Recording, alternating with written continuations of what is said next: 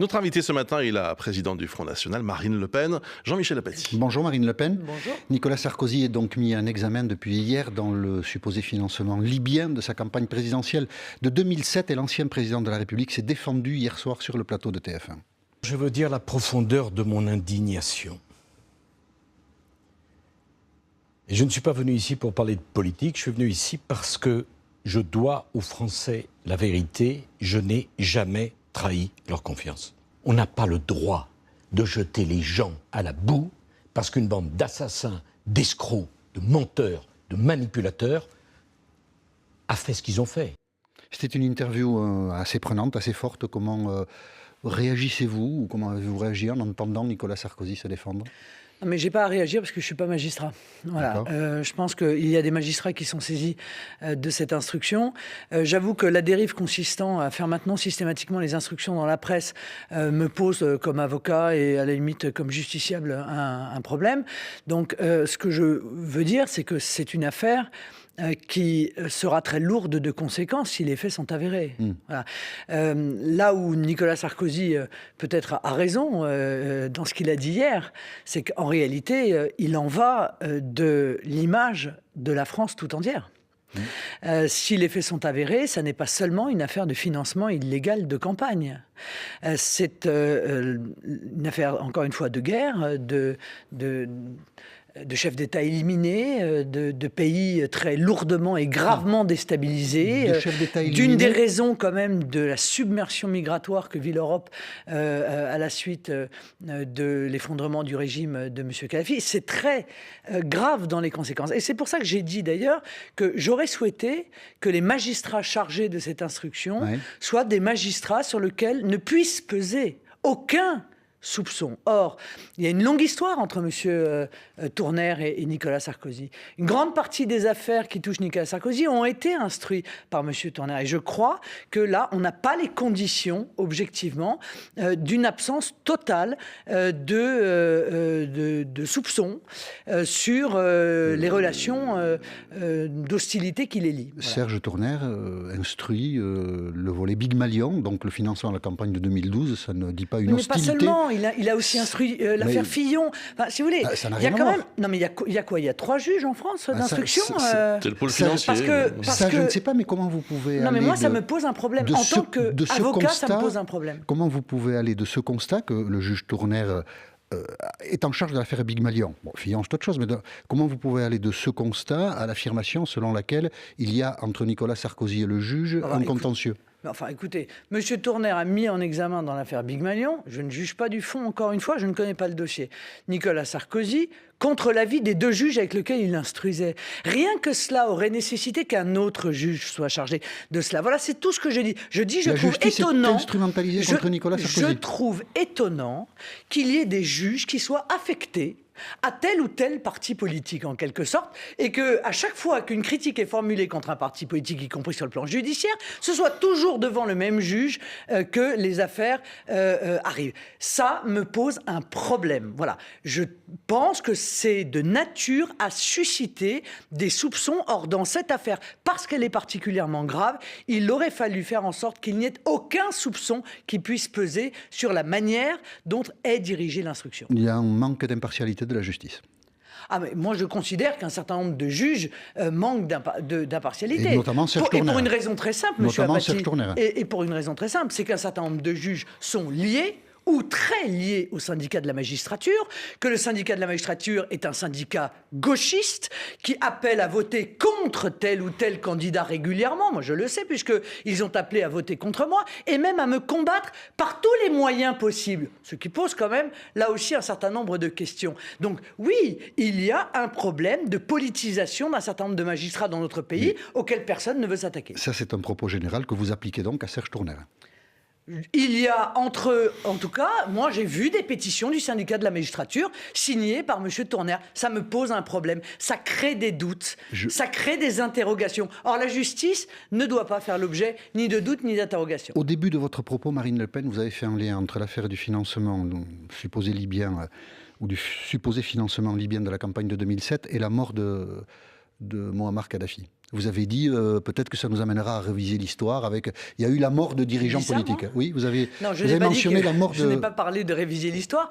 Est-ce que vous faites un lien entre ce qui est arrivé finalement au colonel Kadhafi et le financement? Est-ce que vous pensez que la France a déclenché une action en 2011? Non, mais comment voulez-vous que je fasse un lien alors que nous en sommes au niveau de l'instruction et que pour l'instant, les faits dont il est accusé n'ont pas fait l'objet d'un jugement par un tribunal. Vous l'avez évoqué au début de votre réponse. Mais si c'était le cas, oui, évidemment qu'on serait obligé de se poser des questions sur les motivations de cette guerre, dont vous pouvez quand même admettre que je l'ai toujours condamnée, que j'ai prévu qu'elle allait entraîner une véritable catastrophe, que ce soit une catastrophe humanitaire ou une catastrophe politique, que nous allions en subir les conséquences, après évidemment que le peuple libyen en ait subi lui-même les conséquences. Vous avez rappelé que vous étiez avocate. Ce contrôle judiciaire imposé à Nicolas Sarkozy, évidemment il est en colère contre ce contrôle judiciaire. Est-ce qu'il vous paraît justifié?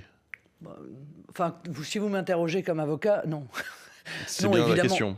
Évidemment que non. Enfin, on imagine bien que Nicolas Sarkozy ne va pas se précipiter pour aller passer des vacances en Libye ou en Tunisie. Et quant à ceux qu'il a l'interdiction de voir, permettez-moi de vous dire que ça fait 5 ans qu'il doit les voir à peu près toutes les semaines. Donc venir aujourd'hui lui interdire de les voir, je pense que c'est, à mon avis, superfétatoire. C'est excessif de dire que vous défendez Nicolas Sarkozy ce matin? Oui, c'est tout à fait excessif.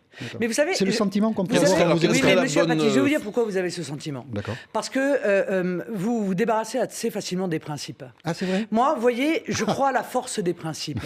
Moi et aussi, la force des principes, non, mais la force des principes, ouais, c'est de les mettre en œuvre, y compris quand c'est contre un adversaire politique, y compris quand l'action est contre un ennemi et même contre un ennemi. Voilà. Eh bien, moi, j'ai des principes. Quel principe? Pardon. Quel principe sont mais le principe de la présomption d'innocence. Alors parfois, on peut être tenté, évidemment, on peut être tenté d'oublier, de mettre de côté ces principes parce que c'est un adversaire politique et que c'est facile. Eh bien, quand on a cette tentation-là, il faut essayer de la combattre. Parce que, encore une fois, la force d'un principe, c'est qu'elle s'applique à tous, même à nos ennemis, même à nos adversaires. Et nous avons souvent rappelé sur France Info que Nicolas Sarkozy est présumé innocent.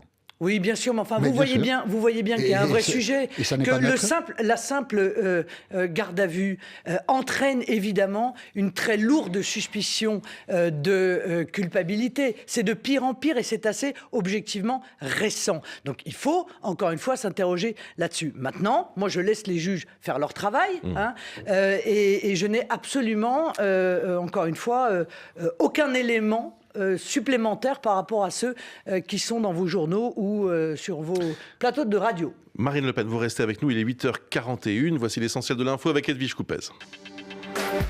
La CGT veut tenter la convergence des luttes et appelle à une nouvelle journée d'action. Ce sera le 19 avril prochain. Mobilisation interprofessionnelle cette fois et une décision unilatérale apparemment de la centrale. En tout cas, FO n'était pas au courant. C'est ce qu'a dit son leader Jean-Claude Mailly ce matin sur France Info. L'avocat de Nicolas Sarkozy va faire appel du contrôle judiciaire de son client mis en examen dans l'affaire d'un possible financement libyen de sa campagne de 2007. L'ancien chef de l'État n'a pas le droit de se rendre en Libye notamment, ni de rencontrer les protagoniste de l'affaire. Thierry Herzog ajoute qu'il va prouver son innocence. Les juges, les procureurs, 8 accusés du groupe de Tarnac, tous dans le même bus cet après-midi. Le tribunal correctionnel de Paris se rend en Seine-et-Marne sur les lieux du sabotage du TGV en 2008. Déplacement à la demande de la défense qui veut montrer les incohérences de l'accusation. Donald Trump joue finalement la carte de l'apaisement sur le dossier de l'acier et de l'aluminium. Les droits de douane qui devaient s'appliquer à partir d'aujourd'hui sont finalement suspendus jusqu'en mai 2008, du moins pour les principaux alliés des États-Unis, dont fait partie l'Union européenne. Le président américain annonce en revanche des mesures de rétorsion contre la Chine. Marine Le Pen, députée, présidente du Front National, et l'invitée de France Info ce matin, Jean-Michel Apathy. Hier après-midi, des centaines de milliers de personnes se sont retrouvées dans les 180 défilés qui se sont produits dans les villes françaises. Il s'agissait de défendre, selon les manifestants, le service public ou bien aussi de dénoncer la réforme de la SNCF.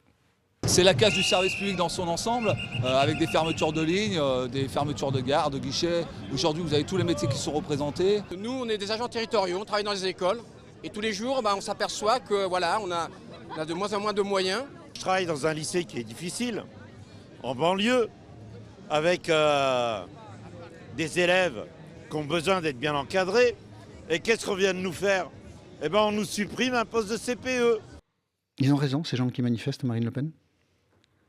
C'est-à-dire que, clairement, il y a la volonté de la part de M. Macron de se débarrasser des services publics. Je crois que c'est clair. C'est d'ailleurs dans sa philosophie politique. Il se présente comme un ultralibéral. Et par définition, les ultralibéraux ont plutôt tendance à considérer que les services publics sont une charge et qu'il faut transférer au privé le soin d'offrir à ceux qui ont les moyens de se le payer tel ou tel service. Voilà. Vous dites qu'il se présente comme un ultralibéral, il ne l'a jamais dit ou si il y a des discours qui m'ont échappé, il l'a dit. Il faut vraiment avoir peu de capacité d'analyse pour ne pas se rendre compte qu'il est un mondialiste, décomplexé d'ailleurs, et qu'il est effectivement dans une vision qui est une vision ultralibérale. Et se débarrasser des services publics, lui dit il faut les moderniser. C'est un mensonge de présenter les choses comme ça, oui, de sa part. Je crois que c'est mensonger de présenter les choses comme cela, car en réalité, Emmanuel Macron ne fait qu'obéir à la stratégie qui est imposée par l'Union européenne, qui a été soutenue d'ailleurs par les mêmes syndicats qui appellent à manifester aujourd'hui, mais ils ne sont pas à une contradiction près, me direz-vous, et qui impose au fur et à mesure, d'abord l'ouverture à la concurrence, dont on sait qu'elle est le premier palier vers la privatisation. Ces manifestants demandent... C'est assez simple, des postes, de l'argent. Le dernier qu'on a entendu, c'est on nous a supprimé un poste dans l'école où je suis. Il faut créer des postes de fonctionnaires. Oui, mais excusez-moi de ne pas me caler sur les revendications de la CGT.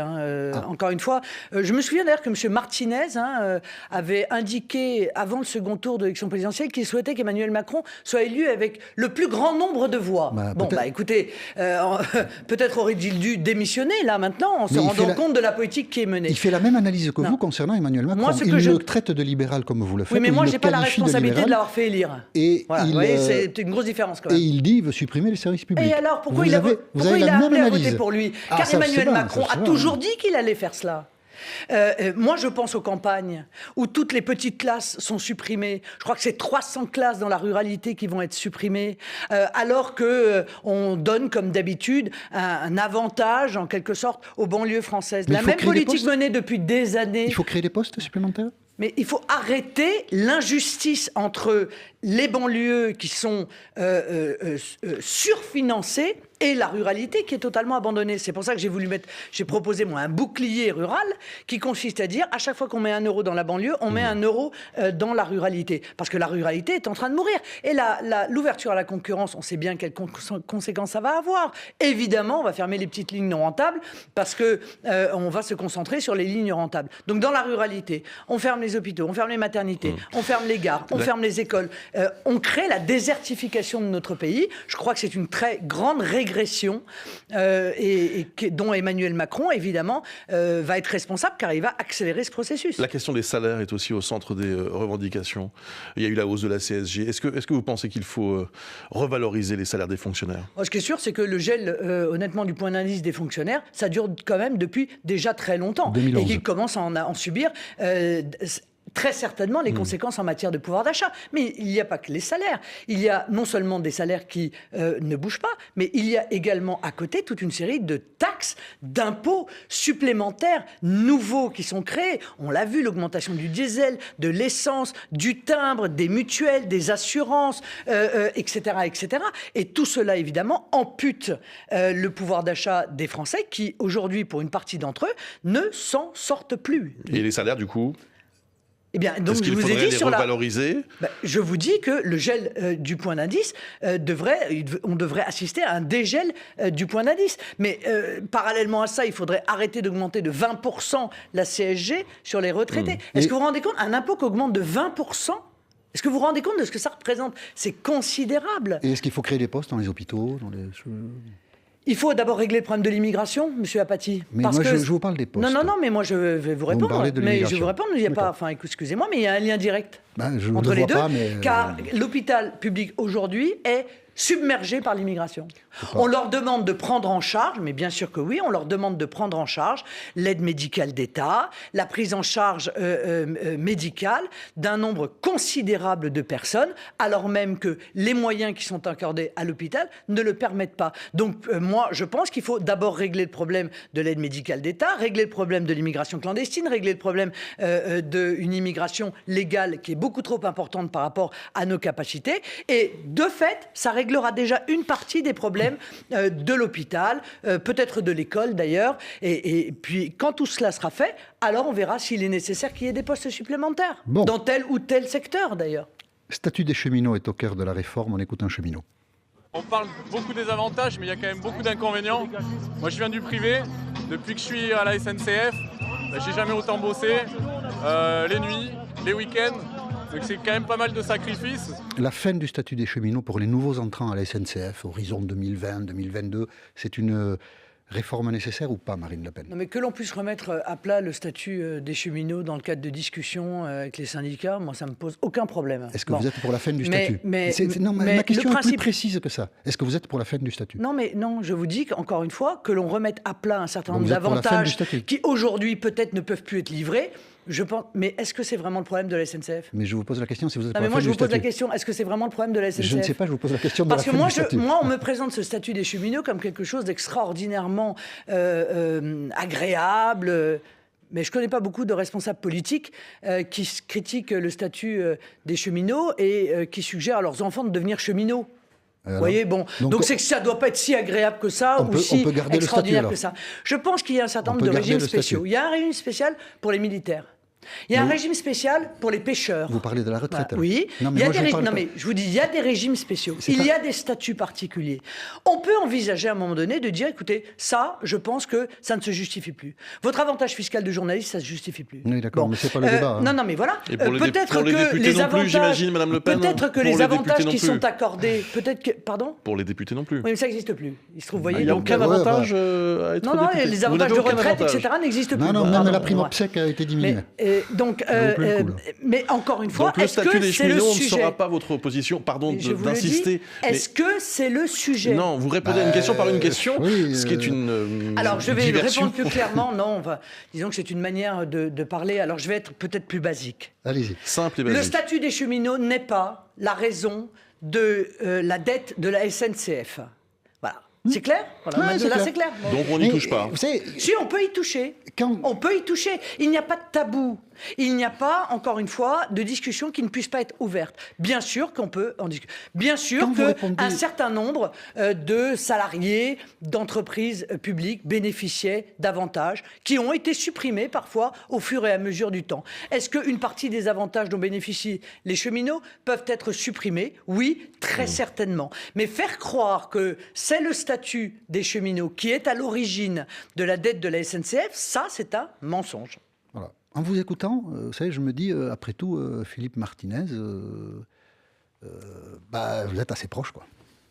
Oui, mais parce que vous êtes un petit peu un type de droite bornée qui considère que dès qu'on parle service public, il faut immédiatement venir avec sa massue pour taper sur la tête des fonctionnaires.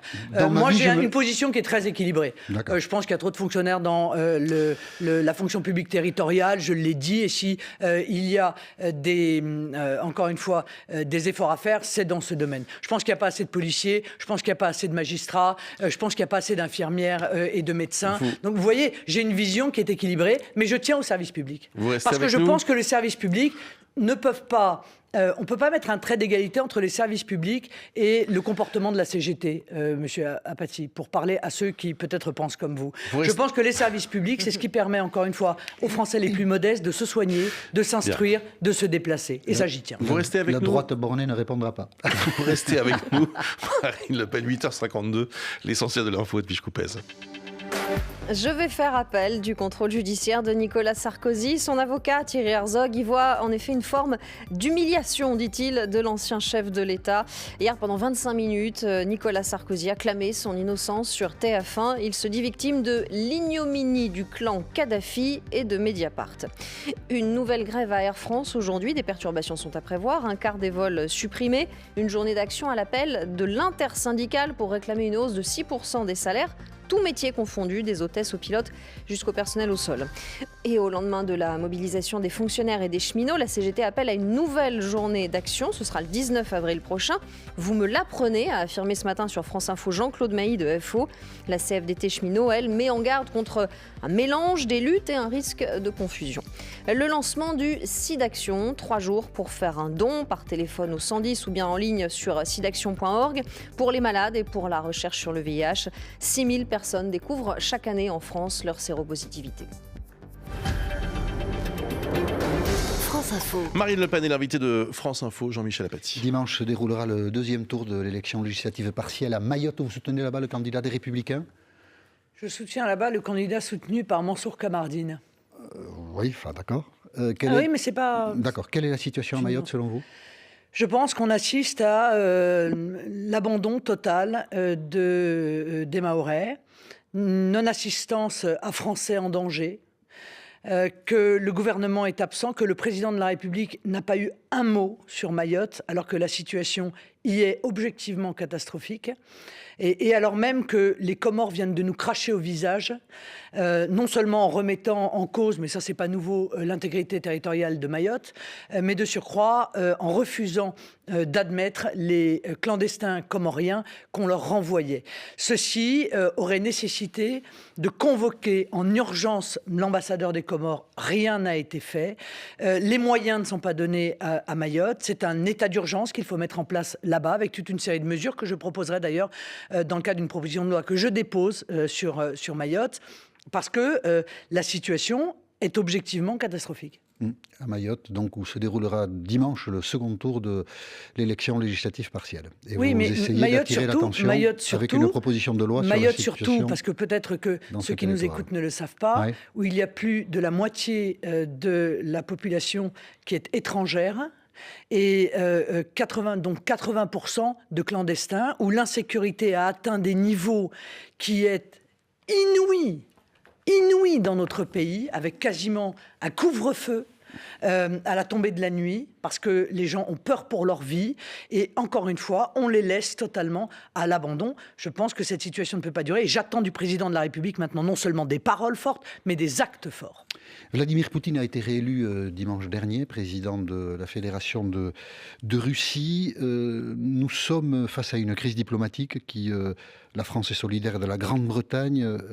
Theresa May a dit ceci hier au sommet européen à propos de l'empoisonnement dont a été victime Sergueï Skripal et sa fille. Sergueï Skripal est un ancien espion russe. La Russie est très probablement responsable de l'attaque de Salisbury. Il n'y a pas d'autre explication possible, dit Theresa May.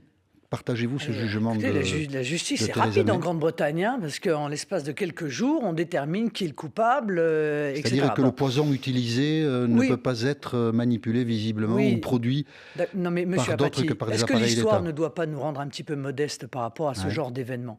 Est-ce que ce qui arrive sur les plateaux avec des petites bouteilles, les agitant en disant « nous avons trouvé les armes de destruction massive de Saddam Hussein », tout cela doit quand même nous pousser à être prudent dans ce genre de domaine. Alors, je m'étonne que la Grande-Bretagne soit aussi affirmative. Je ne parle même pas des déclarations de Boris Johnson, que j'ai trouvé tout à fait outrancières, faisant un parallèle entre Vladimir Poutine et Adolf Hitler. J'ai le sentiment qu'il y a autre chose derrière cela, qu'il y a une volonté, qu'il y a une volonté stratégique de mettre une forme de mur, peut-être entre la Russie et l'Union européenne. Je sais, pour avoir été député européen, que l'Union européenne mène une véritable guerre froide à la Russie. De la part de Theresa May, qui n'est pas très européenne, ça n'est pas tout à fait évident. Mais qui est très américanophile quand même. Non, pas vraiment. Si, le rapport avec Trump n'est pas très bon. Oui, mais ne vous laissez pas avoir par des problèmes de personnes. Historiquement, la Grande-Bretagne et les États-Unis sont engagés de manière extrêmement proche dans la défense de leurs intérêts qu'ils considèrent comme communs. Et il est vrai que moi, je crois que l'intérêt de la France est de continuer à avoir des relations avec la Russie et même d'approfondir les relations avec la Russie. Quelle que soit l'attitude de la Russie. Parce que quelle attitude non mais quelle dans le maniement de ce poison-là, personne ne voit d'autres personnes capables de le manier que la Russie. Quel acte hostile la Russie a-t-elle commis à l'égard de la France? De la France, je ne sais pas, mais... Quel acte hostile la Russie a-t-elle commis à l'égard de la France? Aller faire tuer quelqu'un dans un pays étranger, ça n'est pas la première fois que la Russie est mise en cause. Mais monsieur Apathy, c'est une violation de la souveraineté à laquelle vous êtes attaché. Donc vous êtes en même temps procureur, juge, etc. Bon, moi, encore une fois, je pense qu'une enquête doit avoir lieu. Pour l'instant, elle n'a pas lieu. Et j'ai vu par le passé des accusations formulées contre tel ou tel pays qui répondaient à des stratégies, à des opérations géopolitiques. Et on s'est rendu compte quelques années plus tard que ces accusations n'avaient pas de fondement. Donc permettez-moi, là encore, d'en revenir à mes principes et de rester prudente. Bien. Merci beaucoup Marine Le Pen, bonne journée à vous.